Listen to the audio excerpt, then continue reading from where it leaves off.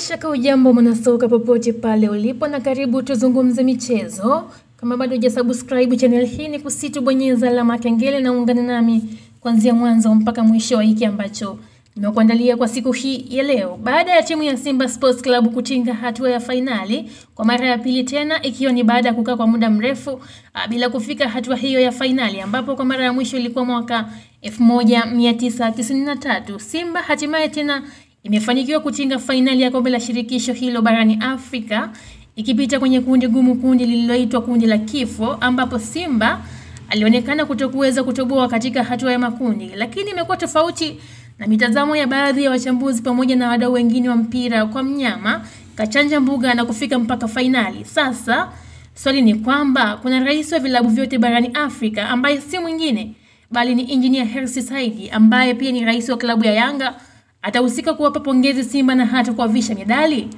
Lakini msemaji wa timu hiyo ya Yanga, Ali Shabani Kamwe, amesema nguvu ya Simba kufika finali imesababishwa na wao kupitia kiongozi wao Engineer Hersi Said kupinga kipengele cha kanuni cha CAF kilichokuwa kikisema timu zinazoshiriki ligi ya klabu bingwa zinaposhindwa kufanya vizuri zisishushwe kwenye ngazi ya shirikisho bali zisalie huko. Pasina shaka watu wa mpira hapa mmenipata vizuri kwa hicho alichokisema Ali Kamwe. Lakini hii leo asubuhi Ali Kamwe amechapisha tena katika ukurasa wake wa Instagram kuwa mabadiliko ya CAF ndio msaada wa Simba, na ameweza kuandika yafuatayo: huu ndio ukweli, kanuni mpya za mashindano ya CAF ndio zimefanya timu zote zilizofeli kwenye ligi zao msimu huu uliopita kukutana kwenye kombe la shirikisho msimu huu.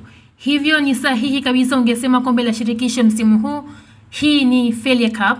Hakuna bingwa timu ya maana hata moja iliyoshiriki msimu huu. Timu 4 zilizocheza nusu finali msimu huu zote zilishika nafasi ya 3 kwenye ligi zao msimu uliopita. Yaani kwa kifupi kina watatu ndio walioshindana. Sio mbaya sana pia ukisema hii ni ligi ya kina watatu.